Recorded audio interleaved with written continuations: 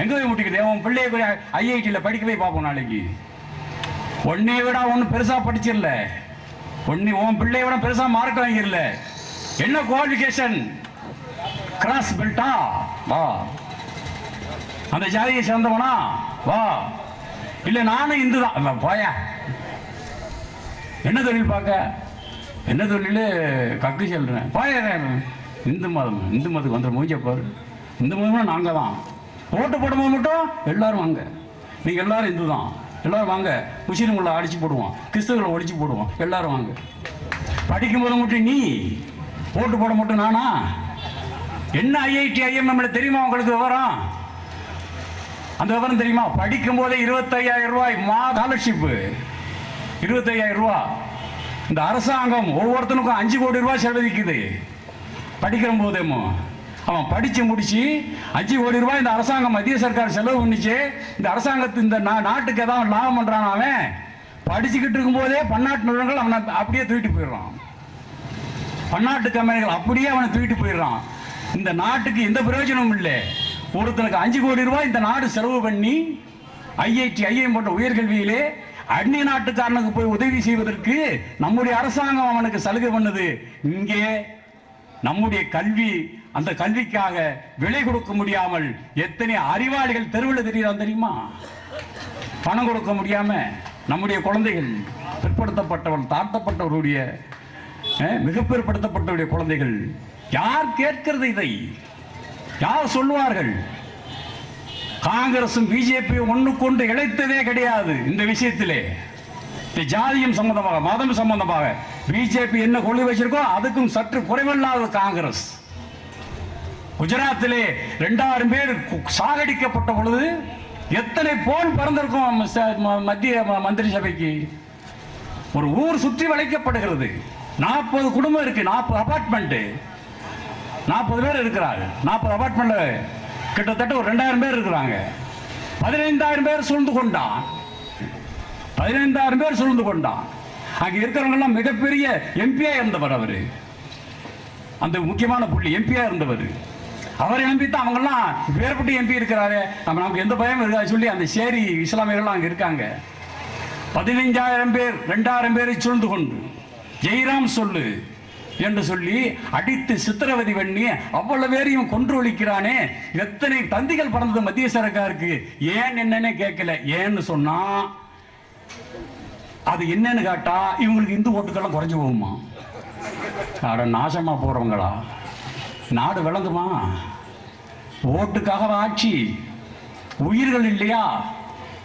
உயிர்கள் இல்லையான்னு கேட்கிறேன். மதங்களின் பேராலே எவ்வளவு அவஸ்தைகள், எவ்வளவு கொடூரங்கள். கண்ணுக்கு முன்னாடி ஒரு ஒரு ஒரு உயிர் போகுதுன்னு சொன்னா அவன் நிலைமை என்னையா இருக்கும்? அந்த கண்காட்சி இங்க நடத்த விட மாட்டேன்ட்டாங்களாம். இதெல்லாம் பார்க்கணும் நீங்கள்லாம்.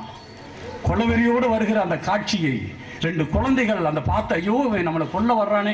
ஒரு குழந்தை, 2 குழந்தைகள் பயந்து இருக்கக்கூடிய அந்த படத்தை பார்த்தோன்னு எனக்கு எப்படி ஓடிச்சு தெரியுமா? ஒருத்தன் வாழை கொண்டு ஓடியாந்த 2 குழந்தைகள் உடனே பயந்துடாது. எத்தனை முறை அந்த குழந்தைகளை பயமுறுத்தி பயமுறுத்தி அந்த குழந்தைகளை ஒளிச்சு வச்சிருந்துப்பாங்க அந்த பெற்றோர்கள். ஐயோ வந்துருவாங்க ஓடுறா, அப்படி ஓடு இப்படி ஓடு, உள்ள போய் இருந்துக்கோன்னு சொல்லி மாத கணக்கில் அவனை அரட்டி உருட்டி அவனை பீதியில் வச்சிருந்தாலும் ஒருத்தன் ஓடியாரும் போது அந்த குழந்தை எப்படி பயப்படும்? இந்த குழந்தை ஓடியாரும் போது ஒருத்தர் திருந்து கையை ஓடிட்டு போனா எந்த குழந்தை பயப்படாது. வாங்க மாமா அப்படிங்கும். அப்படி பயந்து செத்த ஒரு அந்நியமாகி போன குஜராத் இன்றைக்கு நாடு முழுமைக்கு வரும்னா அங்கே என்ன எழுச்சி வாயினா இருக்கா? அங்கே எங்கே வருவேன் நீ? ஏன்னா சொல்கிறாங்களே மோடி பிரதமர் ஆயிடுவான்னு. இது என்ன தெரியாமல் தான் கேட்க. ஒரு கணக்கு, ஒரு அறிவு வேண்டாமா? தமிழ்நாட்டில் எத்தனை வருவேன் நீ? வச்சுக்கிடுவோம். உனக்கு யாரை தெரியும்? உனக்கு ஹெச் ராஜான்னா அது பெரிய விளக்கண்ணையா? சொன்னோன்னு ஓட்ட போட்டுருவாங்களா? ஹெச் ராஜா, எச்சக்கல ராஜாவுக்கெல்லாம் இங்கே யார் தெரியும்? கேரளாவில் ஒன்று யாரை தெரியும்? கேரளாவில் ஒன்று யாரை தெரியும்? ஆந்திராவில் யாரை தெரியும்? வெஸ்ட் பெங்கால் யாரை தெரியும்? திரிபுராவில் யாரை தெரியும்? பீகாரில் யாரை தெரியும்? அந்த உத்தரகாண்டு அந்த பக்கத்தில் ஒரு 4 மாநிலம் இப்போ ஜெயிச்சான் பாருங்க, அங்கதான் இருக்கான். பிறகு ஊரை இப்படியெல்லாம் ஒரே கூப்பாடு ஓட்டு இவர் தான் சொல்லியாச்சுன்னா எல்லாரும் அசந்து போய் ஓட்ட போட்டுருவாங்க அப்படி சொல்லி அவங்களுக்கு நினைப்பு. இன்றைக்கு நேரத்தில் பெரியார் மாத்திரம் சொல்லல. மத எதிர்ப்பு என்பது பெரியார் மாத்திரம் சொல்லலை, எத்தனை பேர் சொல்லுங்க. வள்ளுவர் சொல்லலையா? மத எதிர்ப்பும் வள்ளுவர் சொல்லலையா? பிறப்புக்கும் எல்லா உயிருக்கும் சொல்லலையா? எல்லாம் தாண்டி இல்லையா பேசினாமே வள்ளுவர். வள்ளுவர் பேசினாரு. வேற ஒன்றும் இல்லை. அந்த காலத்தில் ஒரு பெரிய சக்கரவர்த்தி இருந்திருக்கான். சக்கரவர்த்தின்னா அவனுக்கு எல்லாரும் போய் சின்ன சின்ன அரசர்கள்லாம் கப்பம் கட்டியிருக்காங்க. தமிழ்நாட்டில் ஒரு குறவர் இனத்தை சேர்ந்த ஒரு சிற்றரசன் இருந்திருக்கான். தமிழனுடைய முதல் நாகரிகமே குறிஞ்சி தான். நம்மளுடைய மூதாதையர்களே குறவர் இனத்தவர்கள் தான். நல்லா புரிஞ்சுக்கோங்க. தமிழனுடைய முதல் நாகரிகம் குறிஞ்சி. குறிஞ்சியினுடைய மக்கள் குறவர்கள். அதுக்கு பிறகு வந்ததான் முல்லை, மருதம், நெய்தல்னு எல்லாரும் நம்ம ஜனங்கள்லாம் அப்படியே அந்த நாகரிகத்திலிருந்து வந்தவங்க தான். அப்போ அந்த காலத்திலே குறிஞ்சி மன்னன் ஆண்டுகிட்டு இருக்கான் ஒரு குறவர் இனத்தை சேர்ந்த ஒரு அரசன், எஸ்டி. அப்போ சக்கரவர்த்தி டெல்லியில் இருக்காரு. அப்போ சக்கரவர்த்தி மகன் யாராவது வரி கட்டுறாங்களோ அந்த இடத்த போனால் அப்படியே ஒரு ரவுண்டு வந்திருக்கான். அப்போ குற்றாலம் வந்த உடனே ஒரு அழகான ஒரு இளம் பெண் குடிச்சிக்கிறத பார்த்து இவளை பார்த்து காதல் கொண்டு நான் இவளை தான் கல்யாணம் பண்ணுவேன் அப்படின்னு சொல்லிட்டான். தகவல் சக்கரவர்த்திக்கு போச்சு. சக்கரவர்த்தி சொல்லிட்டாரு, யாராக இருந்தாலும் சரி இளவரசனுக்கு அதை கல்யாணம் பண்ணி வைங்க அப்படின்ட்டான். ஒரு சக்கரவர்த்தி பார்த்தா மகனுக்கு எத்தனை கல்யாணம் பண்ண முடிக்கலாம்ல, அவனுக்கு என்ன அதை பற்றி கவலையா? இப்போ தசரதர் 60,000 கல்யாணம் முடிக்கலையா? அவர் கல்யாணம் முடியாதுன்னா அவர் முனிசிபாலிட்டி நடத்திக்கிட்டு இருந்திருக்காரு 60,000 பேர் வச்சு. ஏன் அவரை பற்றி சக்கரவர்த்தி அவர் எத்தனை நாள் கல்யாணம் பண்ணுவார். அதே மாதிரி கல்யாணம் பண்ணு. அப்போ அந்த சக்கரவர்த்தியுடைய மந்திரி பெண் கேட்டு வந்திருக்கான். நாட்ட சிற்றரசனான மலைராஜன்ட்ட. மலைராஜன் பார்த்துக்கான், நம்ம ஒழுங்காக தானே கப்பம் கட்டிக்கிட்டு இருந்தோம், எதுக்கு படையெடுத்து வந்திருக்காங்க அப்படின்னா. படையெடுத்தெல்லாம் வரல, உங்கள்கிட்ட விஷயம் பேச வந்திருக்கோம். என்ன விஷயம்? நம்ம சக்கரவர்த்தி எப்பேற்பட்ட ஆள் தெரியுமா உனக்கு? எப்பேற்பட்ட ஆள்? ஹரிச்சந்திரனை தெரியுமா? பதி இளந்தனம், பாலனை இளந்தனம், பதி இளந்தனம், பாலனை இளந்தனம், படைத்த நிதி இளந்தனம், இனிவிறகு அதிகுல நினைக்கும் கட்டுரை இலக்கினும் கட்டுரை இலக்கிலேன் என்று சொன்னான். என்ன ஆனாலும் சரி, எவ்வளவு இழப்பானாலும் சரி, நான் உண்மையைத்தான் சொல்வேன் அப்படின்னு சொல்லி சுடுகாட்டுக்கு போன பிறகு உண்மையை பேசினானே, அந்த ஹரிச்சந்திரனுடைய வம்சத்தில் பிறந்தவர். அப்படியா சாமி? ஆமா. நலராஜனை தெரியுமா? நடத நாட்டு மன்னன். அன்னப்பறவை தூது போய் தமயந்தியை கல்யாணம் பண்ணாரு, அந்த நடத நாட்டு மன்னுடைய வம்சத்தில் பிறந்தவர். சரி. ராமனை தெரியுமா? ஒரு வில், ஒரு இல், ஒரு சொல் என்று வாழ்ந்த அந்த ராமருடைய வம்சத்தில் சார்ந்த சூரிய வம்சத்தில் பிறந்தவர். சரிசாமி, சரிசாமி. தர்மராஜனை தெரியுமா? குணம் என்னும் குன்றேறி நிற்பவன் என்று சொல்வார் மகாபாரதத்திலே வியாசர். அந்த வம்சத்தில் பிறந்தவர் நம்முடைய மகாராஜா, நம்முடைய சக்கரவர்த்தி. அவரு கேவலம் தமிழச்சாதியான உன்னிட்ட வந்து பெண் எடுக்காருன்னா அப்படின்னார்.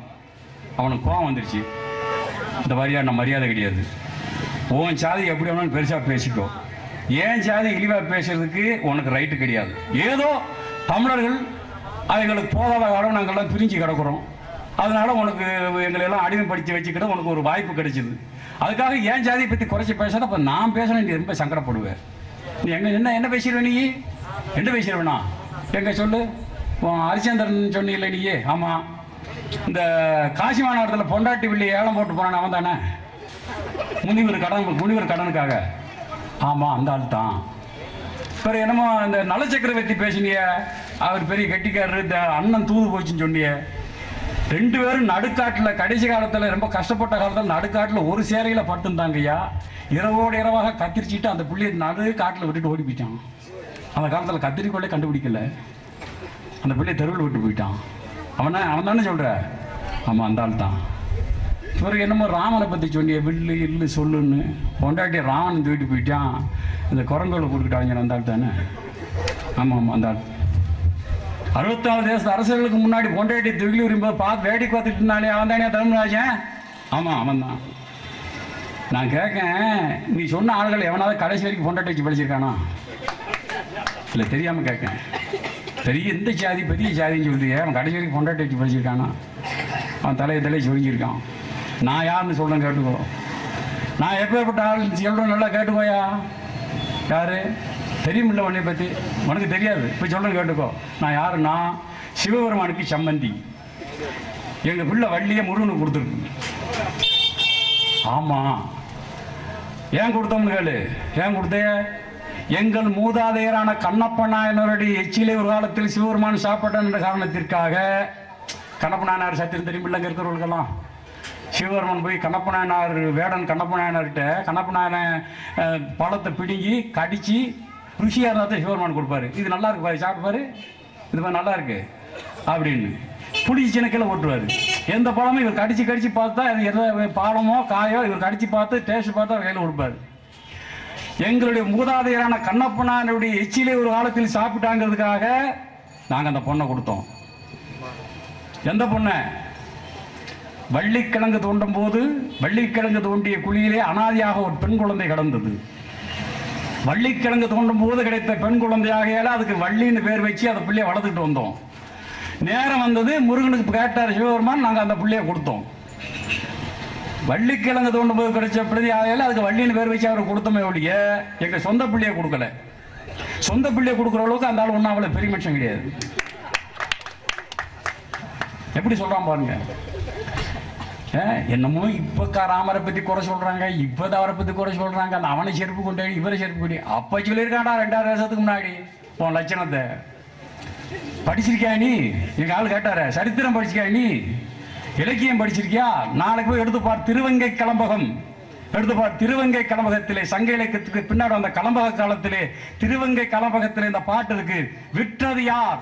கலைபாதியோடு வனத்திலே அலை விட்டதார், வெஞ்சிரை புக விட்டதார், துவில் உரிய விட்டு விழித்தது யார்? உற்றதாரமும் வேண்டும் என்று நீ மன்னர் பெண் கொள்ளல் ஒக்குமோ? உம்பியடா மனம் என்ற வார்த்தையை ஓலையை காற்றில் ஊட்டடா. விமலனானவர் எம்மை அடுத்து சிறிது எச்சில் மிசைந்ததாலே ஒரு பெண் வளர்ப்பில் இழிந்தனம் வெற்றி தந்திடும் வேங்கை மாநகர் வேடரியாம் பெற்ற பெண்ணை கொடுப்போமோ பேய் பிடித்த தூதர் என்ன ஓடியே போயிட்டான் திரும்பி பார்க்காம. எந்த காலத்திலிருந்து கேள்வி கேட்டுக்கிட்டு இருக்கா அவர் என்னமோ நேரத்தை வந்துகிட்டு பெரியார் பேசினாராம். அந்த பாரம்பரியத்தில் வந்தவர் பெரியார். அந்த பாரம்பரியத்தில் கொஞ்சமும் தொய்வில்லாமல் வந்து கொண்டிருக்கிறது இந்திய ஜனநாயக வாலிபர் சங்கம்.